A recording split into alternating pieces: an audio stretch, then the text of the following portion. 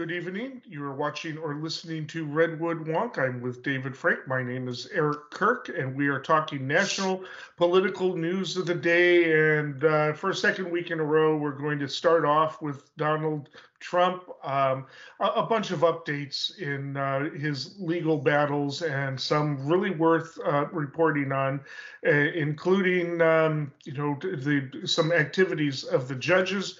I'm not even sure where to start, so why don't we start with the DC case? There is going to be a hearing set as to a protective order, as to evidence that is going to be presented. There is concern that Donald Trump will publish, sensitive materials that are received through the course of discovery. So that hearing is going to be heard on Friday. The Trump people wanted to hold it next week because they said that Donald Trump has to be in court in Florida on Thursday.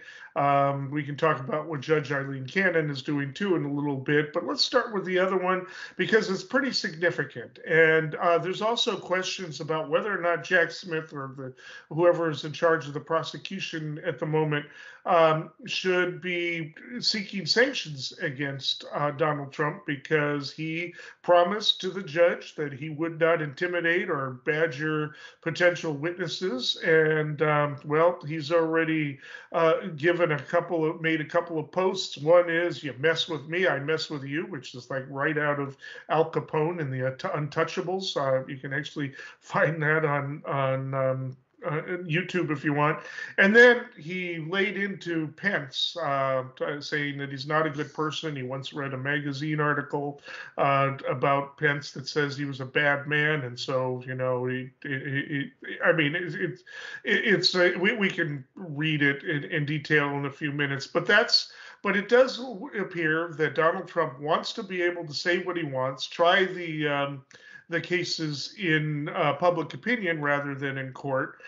Most of his followers are agreeing that this is politically motivated. I think it was something like 85% of Republicans are saying that.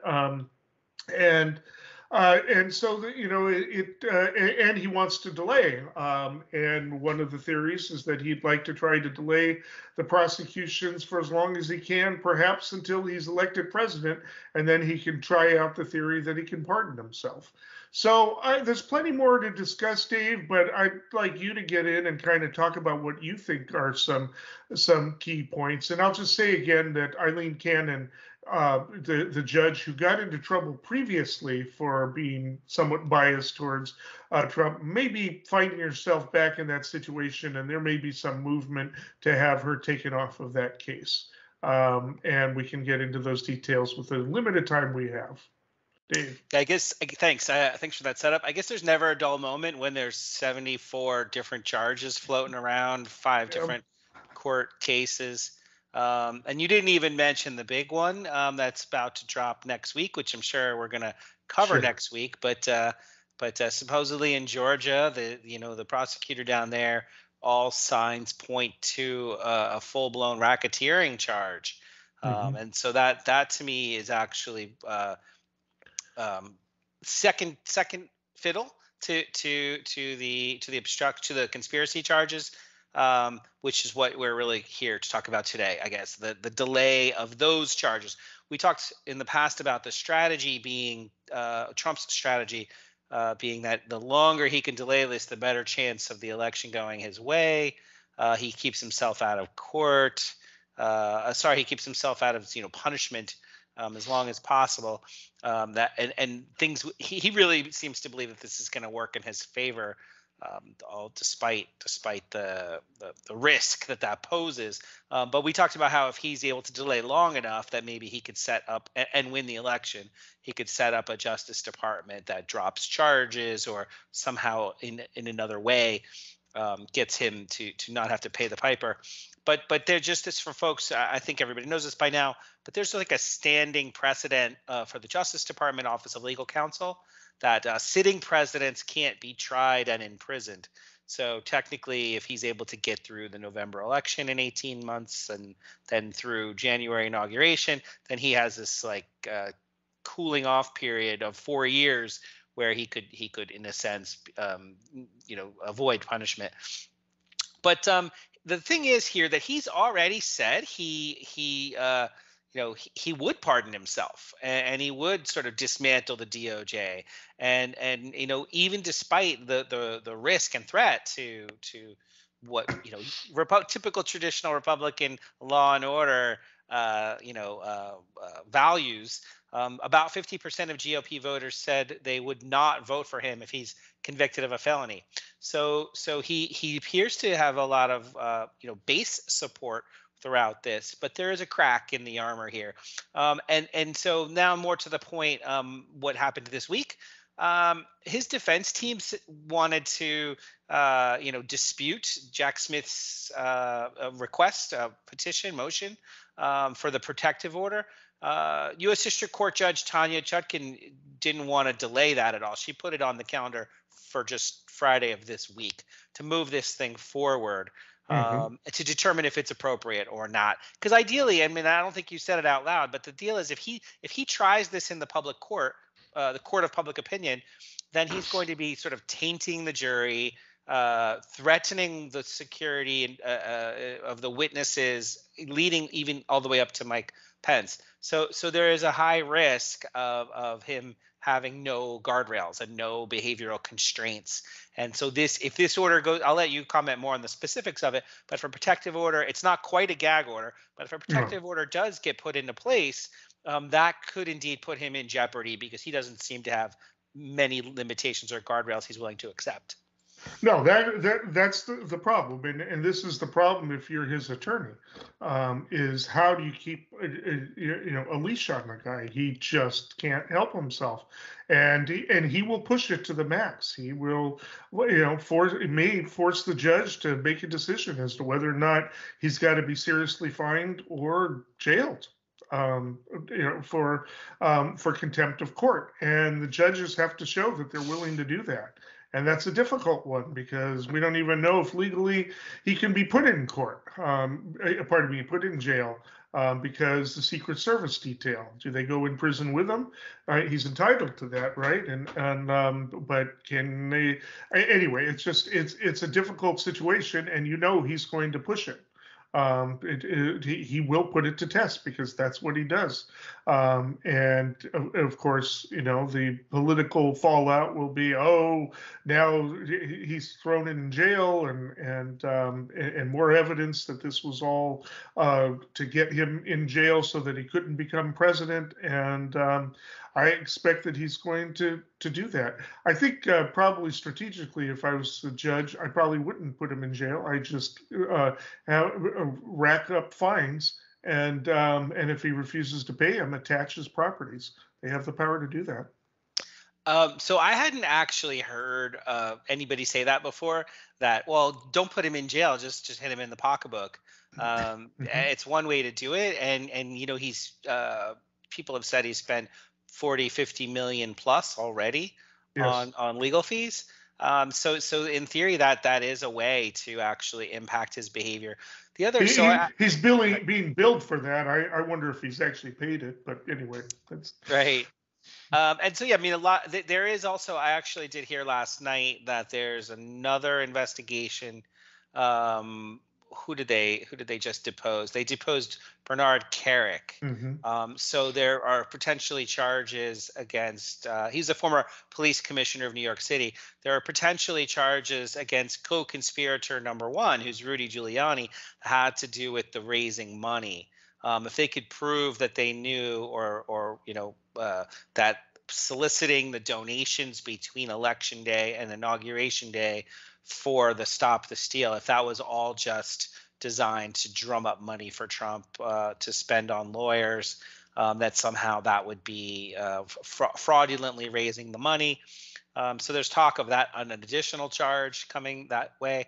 But I wanted to circle back real quick to Judge Eileen Cannon, because this is the judge in Florida case, the documents case, because she actually came out publicly the other day and said that maybe Trump can't get there shouldn't be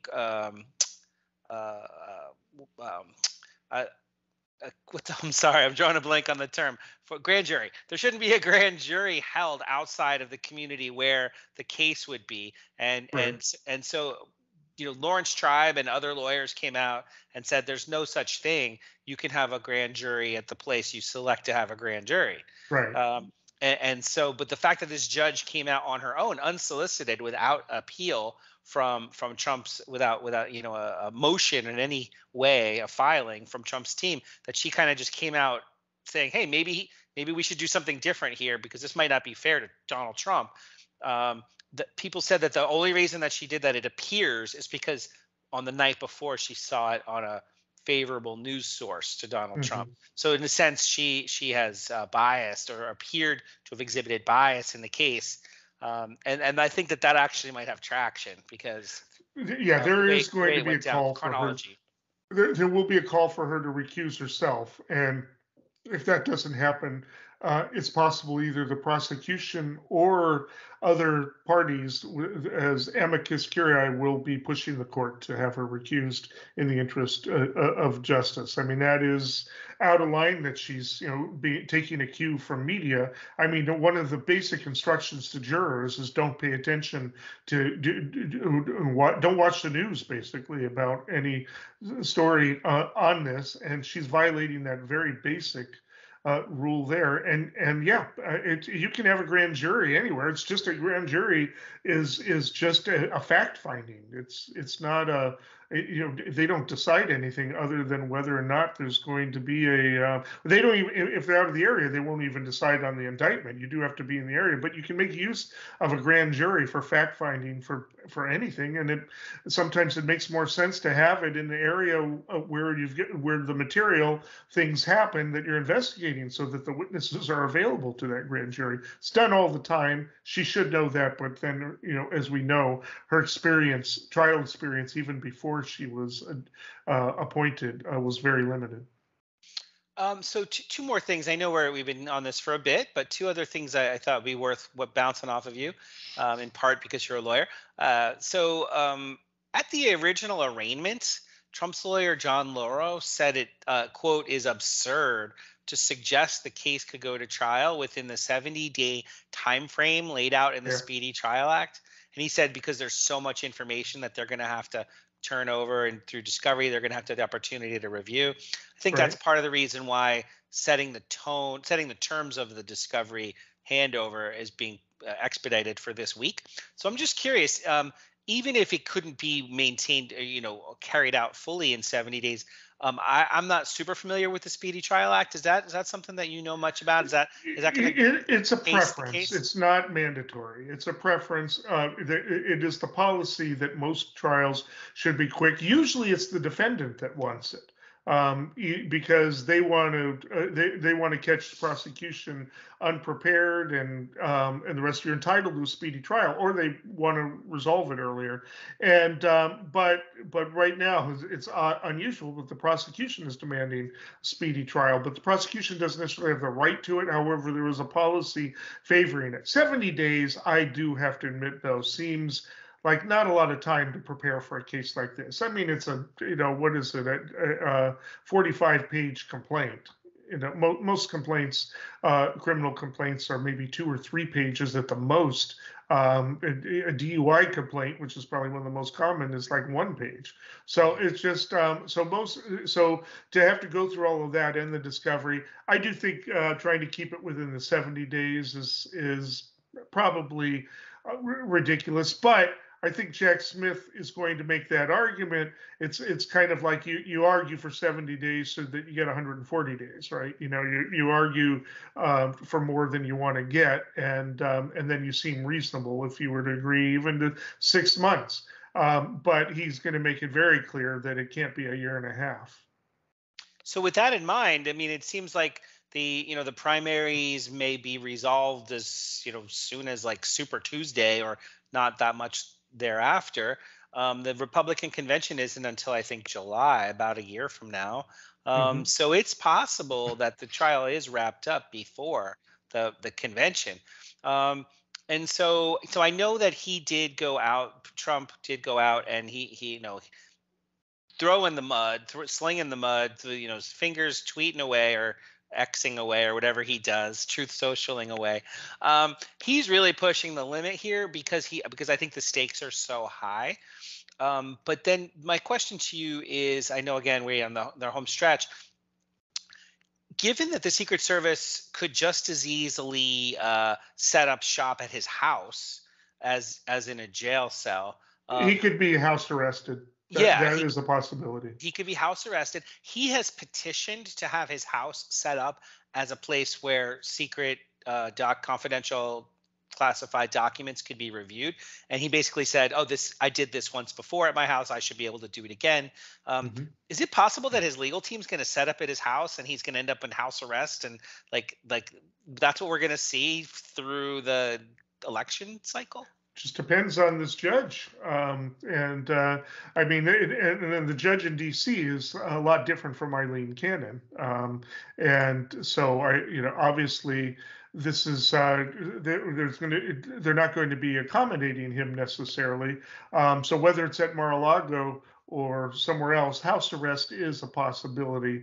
But, I mean, Mar-a-Lago, for crying out loud, that place is a castle. So, it's just like, what would you have to complain about? But that's what happens when you're rich in this country. Yeah.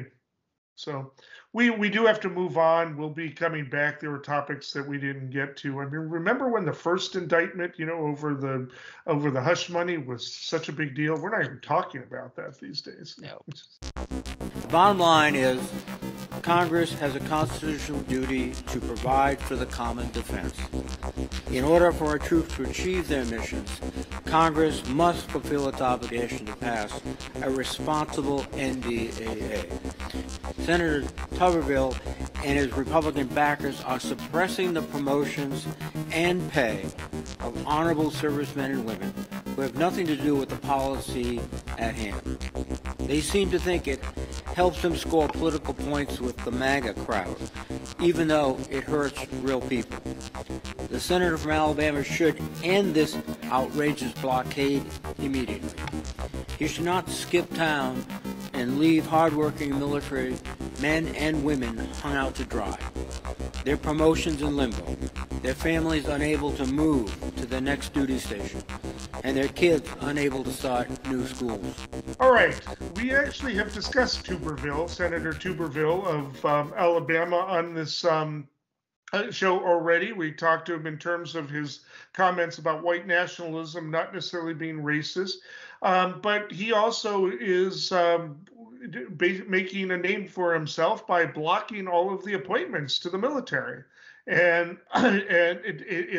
he's doing it because he wants the military to cave to him on culture war issues. He feels that the military is becoming woke. And also within the past few days, he's made comments saying Ukraine cannot win this war. They're like a junior high school team going up against a college team, which is amazing that they've lasted a year and a half, if that's the case. But it's so he's saying this because the Republicans are becoming increasingly supportive of cutting off aid to Ukraine. Not a majority yet, but they're getting there.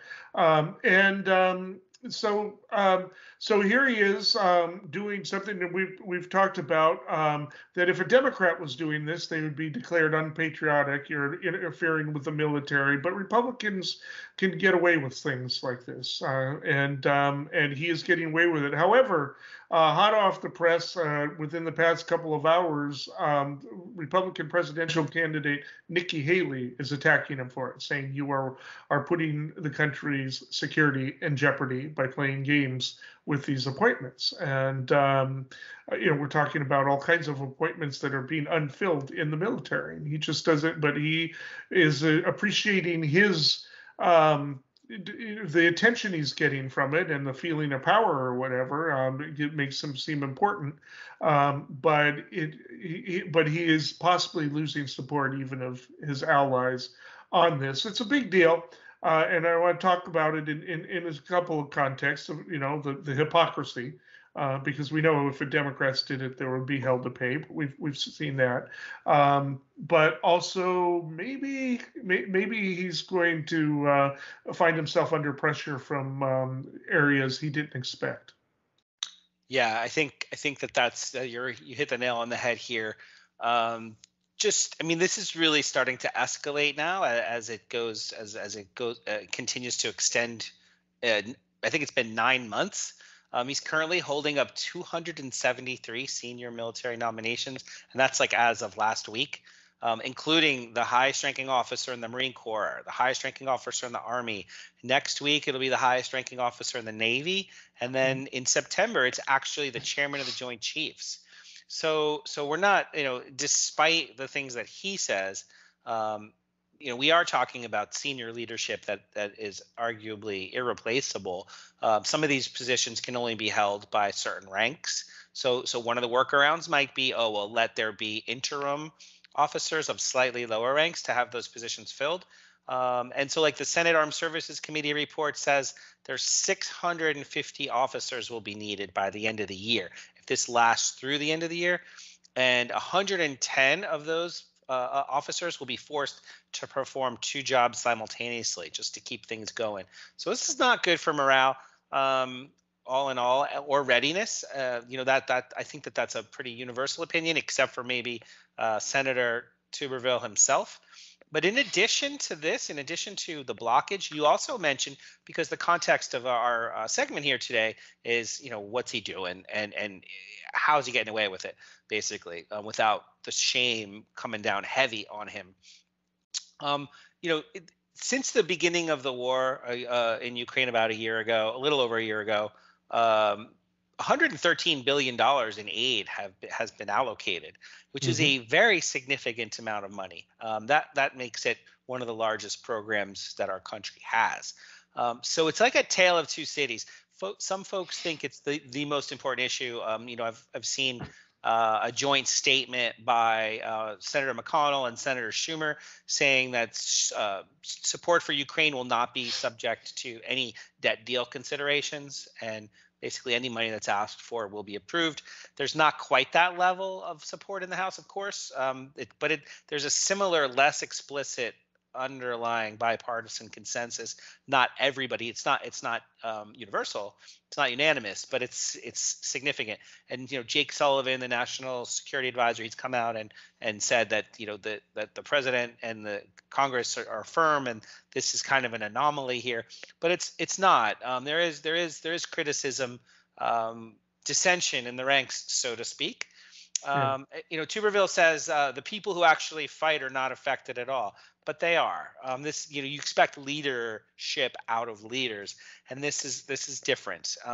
And so we haven't really said it out loud explicitly, but he's grandstanding about the spending of money on abortion. Basically, he's saying that the government reimbursing military personnel who go out of state where they can't get an abortion, where they're posted, but they can go to a place where that service is available. Sure. That federal spending on that money.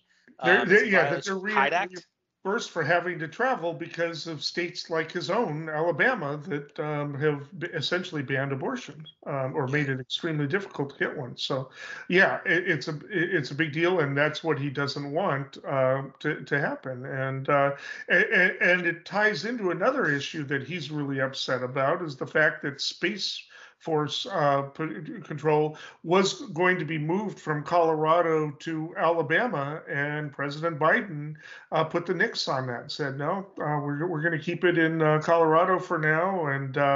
And yes, especially with Tuberville, making it harder for anybody to be able to travel to get an abortion.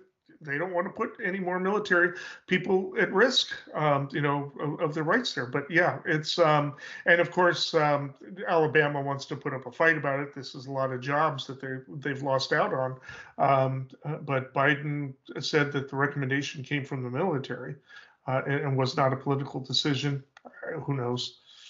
I mean, I don't know if you saw the film War Games, but NORAD is like inside a mountain, and so I just expect if we're going to have a space base, it's going to be somewhere deep underground and in a mountain range. It just seems fitting. I know that's more that's more like hyperbolic than Right. research related. I don't know why it couldn't be in Alabama necessarily, but I think it makes sense to keep it in Colorado. All things being equal, the Air Force Academy's there, for example. But I want to circle back to one of the things that you said, Nikki Haley mentioned Yeah. too. So now one of the candidates who could become a vice president under Trump or whomever, at least a candidate. She said, quote, "I know that the Pentagon has violated the Hyde Amendment, and I know you're pro-life," talking to Tuberville, or the crowd who's pro-life. "But would you call Senator Tuberville and ask him to stop screwing up the military because we're on the brink of a conflict with China and we can't have this?" And then later she said, "I appreciate what he's trying to do. I do. Like, it's totally wrong that the DOD is doing this. But have we gotten so low that this is how we go about stopping it?" And I think that's really the rub here, is that something has to be done to get the military leadership approved.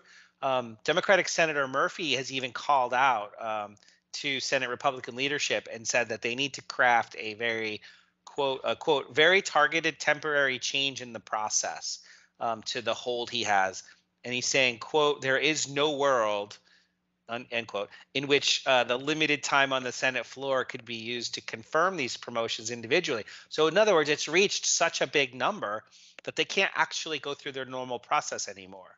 That they're Yeah. going to have to create a new process to approve people en masse just to get caught up. And so as that reality sinks in, I think that there's going to be Republican Senate leadership is going to are going to work with Democrats and figure out a different way. Well, one of the things the Republican leadership could do is simply remove him, take his committee appointment from him. McConnell can do that tomorrow. So that and that's what should be threatened. That's how serious this is. Democrats aren't even asking for that yet, but I think they're getting pretty close. And Nikki Haley may have provided them with some cover to start making that demand that McConnell remove him from the committee so that he can't continue to do damage. I mean, that's that's where we're at. This guy is a little nutty, and they put him in a position where he can do a lot of damage. There's probably plenty of other committees where he can do damage too. I mean, Senator Cruz did that with the diplomatic. He's doing the same thing over some pet peeve of his over what's going on, and this is what they do. And again, Democrats don't do this very often. Occasionally they do, but they don't do it this long. Yeah, it's basically, and truthfully, just, I typically don't give my own personal thoughts on this, but personally speaking here, if somebody truly has a existential sort of, this is where I'm drawing the line, I will put my life on the line, then more power to him. If he's really being thoughtful, then more power to him. But it's going to come back. He's going to reap what he sows. People are going to know that he's not. It's not a statesman. It's not the move of a statesman. And in fact, you have to read the room. And so we had recently, there's a treaty, 1951 treaty that says that an attack on the Philippines is an attack on the United States. And China has targeted Philippine ships in the South China Sea recently, and granted that it's not going to escalate necessarily into a war, but that happened in the same week that became public knowledge that China sort of hacked into Microsoft's private. I don't know how deep in the weeds to get on this, but the American infrastructure, the online digital infrastructure, the cyber command, cyber defense part of our military is a public-private partnership actually at the NSA headquarters. And Microsoft Security has a very relevant and important role in our national defense of our infrastructure. And so when Microsoft's private network is hacked by the Chinese military, like just happened, supposedly, allegedly, under a different circumstance that could be considered belligerent. So there are belligerent acts, both kinetic and digital, cyber, that are happening in real time. And to know that we're facing 600 of our senior officers are not in a position to manage the command in real time. That's really short-sighted, and I think that this will evolve in a way where people will hold him to account. Yeah, but there also, when it's not even like there's a movement. It's not like 3 or 4 senators are participating in this. This is one guy, and this is part of the new kind of politics that you've got this sense of entitlement that you can do it because you've got a pet peeve about something that's going on. And by the way, there are legal experts that are saying that the military use of the spending of reimbursement does not run afoul of the Hyde Amendment because it's travel expenses. It's not paying for the abortion itself. So the Hyde Amendment is specific about government subsidy of abortion, and they'll need to rewrite that law if they wanted to extend to this type of thing. At least that's what some legal experts are saying. So they're not on legal grounds, or they would have filed a lawsuit by now. And so interestingly, you like I said, you framed this segment as why does the right wing get a pass for attacking the military? And I'd like to circle back to that because Trump has been out there saying, look, if I'm president, then we're going to resolve this Ukraine thing in days and weeks. It's not going to linger for years. And a lot of people think that war might linger for a decade. So the national security priorities, there's a difference between, getting attacked on your home soil versus the global priorities. But clearly, this is a global priority of the United States to be the senior partner in NATO and defending the entirety of our European allies' security. Trump's saying, we're not going to potentially, he's insinuating that there'd be capitulation there in the name of making a truce, a ceasefire with Russia. This past weekend, Trump was in Alabama, and who but Senator Tuberville was there welcoming him on the stage, and they're to a certain extent simpatico. So it's not like he has unanimous support across veterans and the foreign policy community. In fact, he is to a certain extent hinting that he would be willing to cut off the funding or at least limit the funding. So yeah, and it's not just him, I know, but that's one of those things where, yes, I think anytime the United States spends a dime, you need to account for it. You need to account for it accurately, and there's a lot of work that has to be done on that, especially in this conflict. But that's it. Wanting accountability is different from insinuating that you're going to back off defense of your allies. Yeah, again, how long will this last? Well, Nikki Haley is again. I guess you would be considered part of the Beltway, Trilateralist Commission.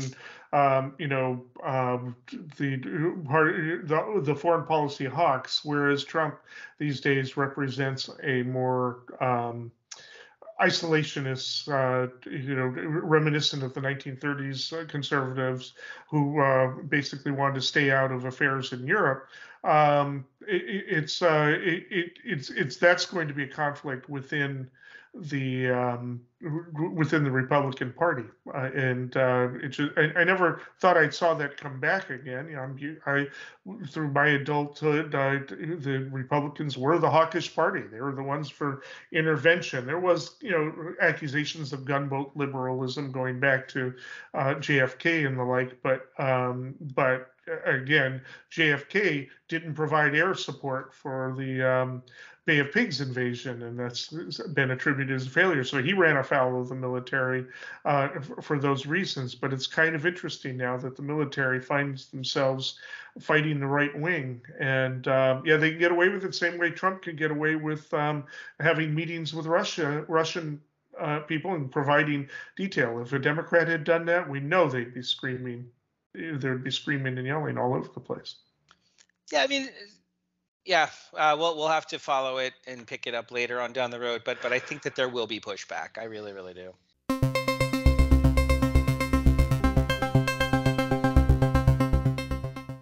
We're just here to do our business the way we've been asked to do it. And it was done to prevent us from doing our job. And that is offensive to me.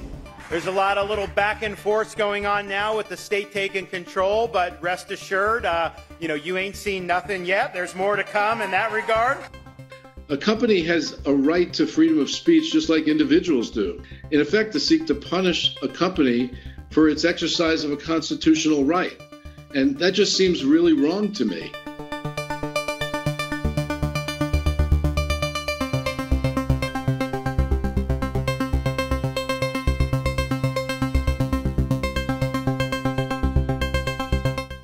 Okay, so the Republican brand over the past couple of years, after Youngkin had an upset win in North Carolina, based upon the culture wars, based upon critical race theory, and the rest, and then some of the ground fundraising they've been doing around particularly anti. Drag reading hours and whatever, the children reading hours. This has been their brand. And in places like Texas and Florida, where you've got this book burning going on, and in the school districts, based upon the new laws that have been passed, this was something that they expected to have a lot of support on. They really thought that that their go woke, go broke, the attack on Disney, the Disney company, and everything was working in their favor. It does seem like there is becoming more and more of a pushback,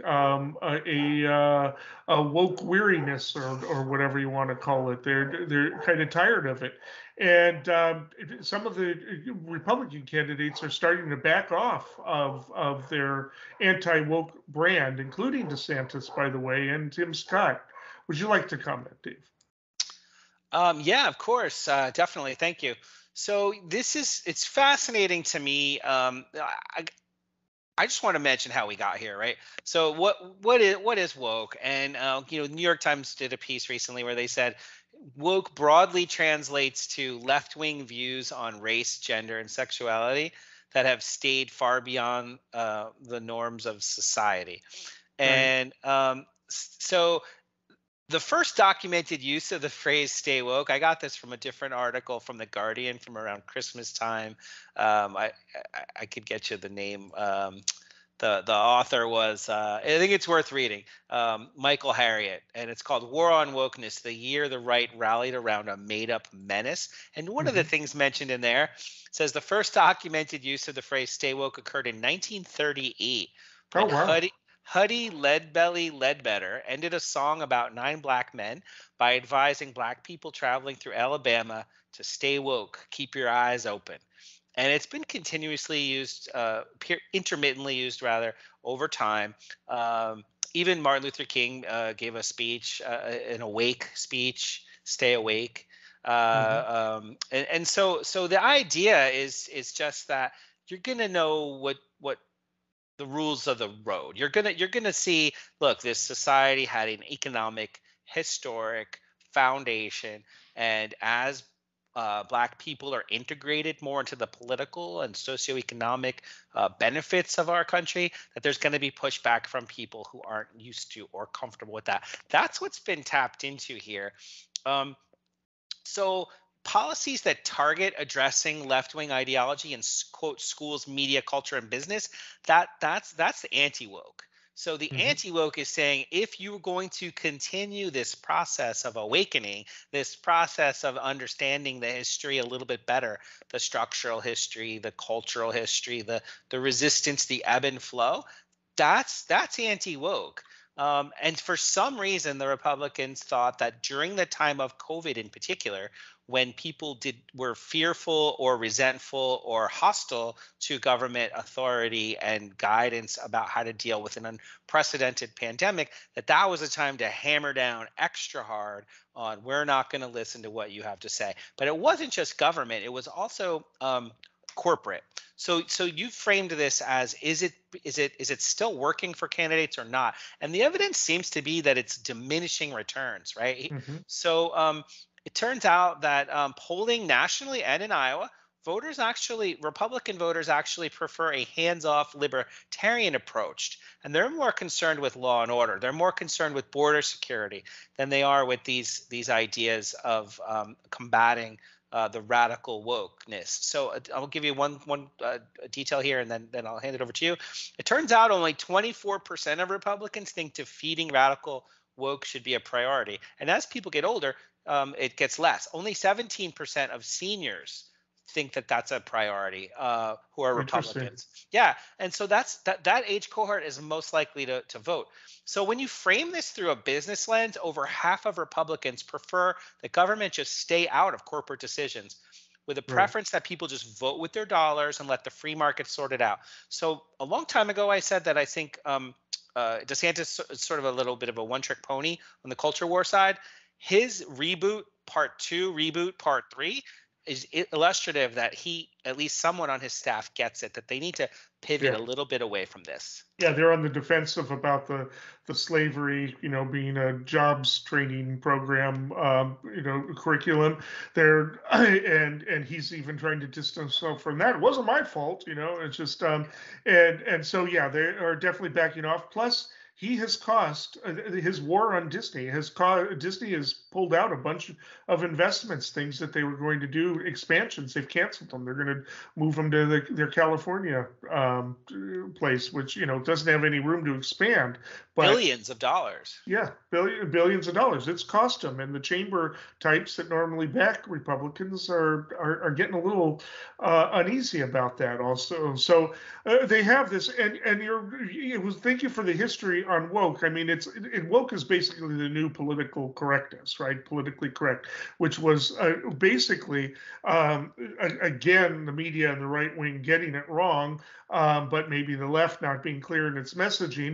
The term originally came from Mao's Cultural Revolution, and the story I've heard is that during the Students for Democratic Society, which was the anti-war movement across the country, had all different kinds of factions, and we've heard about them: the Weathermen, the originalist Port Huron crowd, and there was a group backed by the Progressive Labor Party, a Maoist group, and they were pushing for very radical things that other people were not enthused about. And it apparently at some national meeting, somebody said, well, I guess I'm not politically correct, so if you ever take over, you can have me executed, right? And so apparently from that, it became a term, a self-effacing term within progressive communities, where people would say, oh, I guess I've overreacted. I'm being a little politically correct. And that went into the 70s and early 80s. And then all of a sudden the media caught up with it, and they didn't do much digging, and they took it as a term of a term of in earnest. And then, of course, once the right wing and Bill Maher took it on, everybody thought that political correctness was an actual serious concept in American politics, where it was a term of irony. So they completely, missed the history of it. And we still hear politically correctness today used by right wingers, not left wingers. Well, now you don't hear left wingers saying woke anymore because it's all been tainted. And which is kind of a bummer, because it's got kind of an interesting history. I didn't know it went back to the 1930s, but it definitely it has a history. It is a slang from a certain type of dialect in America. It's got its roots, and unfortunately, they've made a lot of gains on that. It may be that the progressives have fought back hard enough on this that's kind of generating the backlash too, that the more reasonable elements of even conservative America are saying, yeah, that's not our priority. We've got the economy. Probably important to seniors is the interest rates and things like that, and maybe a little bit more important than shutting down drag shows in public libraries. Yeah, and so like I said earlier, I think that DeSantis did have to pivot. In part, his first reboot, had to do with what I would argue is just a faulty political calculation. And so his chief of staff, now we just found out just in the last, I think, 24 hours or 48 hours, his chief of staff is being replaced his campaign manager is being replaced by his chief of staff, a lawyer who he's trusted for a long time. And one of the top advisors to his super PAC called Never Back Down, that person is actually, his name is David Polyansky, is the super PAC guy. He's coming over to the campaign, and James Othmeyer is the new chief of staff. So it's not just a reboot of, like we talked about last week, where he's changing his priorities, talking more about border security, talking more about law and order, talking more about and less about woke issues. But so in addition to needing to make that pivot, he's also doing like this reshuffle of money, because he spent too much money. He built up his campaign too fast. He thought he was getting traction. And so now, the idea is that they really have to pare back to the bone. But the consequence in the polling, the consequence in the race itself, Vivek Ramaswamy is now like neck and neck with him in terms of the likelihood, the betting likelihood, the bettor's choice of who's going to be the runner-up.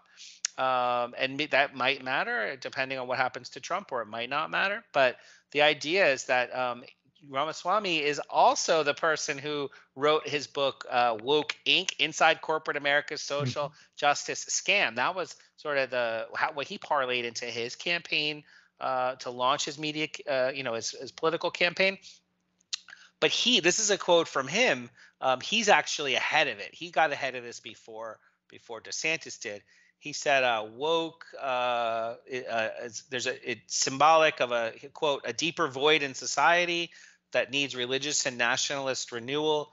And he used to have stickers at his campaign stops that said stop wokeism, vote Vivek. And then now they're gone. And now his only stickers say truth. So he said this is my final thought on this. He said, at the time I came to be focused on this issue, no one knew what the word even was. Sure. But now that they've caught up, the puck has moved, and it's in my rearview mirror as well. Mm-hmm. So he's actually pivoting along. And so just to get back to the premise of the segment, is the anti-woke brand still working for the candidates? And I think the proof's in the pudding. They realize that that's not enough for them to gain any kind of ground against, a moderate, arguably successful president. It does seem to be clear. It seems pretty universal. Now, the DeSantis finds himself being pulled back in, not necessarily woke, but the schools issue just won't let him go, because the Florida's Department of Education has just approved classroom use of videos produced by a conservative group that denies climate change. So the one-sidedness of this, the borrowing of progressive materials, and then the introduction of very pointed political materials into the schools, that's going to be used against him. And I think it's going to be used against him even by other Republican candidates if he doesn't slip even further. But the fact of the matter is, we talked about it last time, he's probably done. Yes, it's early. It's not impossible for a candidate like that to make a rebound, but his branding is completely off. He was not ready for prime time. Whatever he pulled off in Florida to win those elections the way he did is fine, but you can't take on Trump and then to whip out. If you're going to take up on Trump, you got to make a decision one way or another. Chris Christie has made his decision. He's anti-Trump, right? And so he's not going to be wishy-washy when it comes to these orders and to the court cases. But DeSantis, I think he's just basically not giving anybody any reason to vote for him. Right. And, if he stuck to what he was good at, quote unquote, in speaking with Florida voters, people who have voted both parties, so they're not nonpartisan. They kind of really do assess on the merits who they think, like they're not extremists that I've spoken with. I have spoken with extremists, but I'm not quoting them here. DeSantis was the right person at the right time for Florida during COVID, where he basically was less concerned about the sort of following the guidelines from the CDC, and more concerned about sort of playing to the population's desire to have a little bit more autonomy, a little bit more liberty, and deciding about various things like the vaccine, like the masks, like opening up businesses, opening up beaches. He was just maybe he was early, and in fact, we've looked at a chart that shows that there's an awful lot of impact on the well-being in terms of people who were affected by COVID, got sick, and died. Like many more unnecessary deaths. I don't know the numbers off the top of my head, but it's graphically obvious that decision in Florida did cost people their lives. But that was in tune with what people wanted. That's my point, is that if he just said, I met people where they were, people, and he stuck to his record, then he had a better chance, I think. But he kept it full throttle down a little bit too long. I think so too. And on top of it, there's a lot of issues. The fact is, the majority of Americans are social moderate to social liberal. They don't embrace the right wing on a lot of these cultural issues. And again, his state is the one that's getting the most attention. Even though other states have passed similar book banning laws, his state gets noticed every time they ban Albert Camus. The Stranger, or I Know Why the Caged Bird Sings, by Maya Angelou. These are excellent works of art, and what they do is they have people come in. Well, I don't want to get too far into that, but I think that's created a bit of a backlash, particularly with any libertarian elements in the Republican Party as it applies to that. Not that Trump is all that great a libertarian, but he'll attack DeSantis for any reason. But at this point, it does seem like it's backing off. DeSantis is trying to rebrand himself, as you said, a third time, maybe even a fourth, arguably.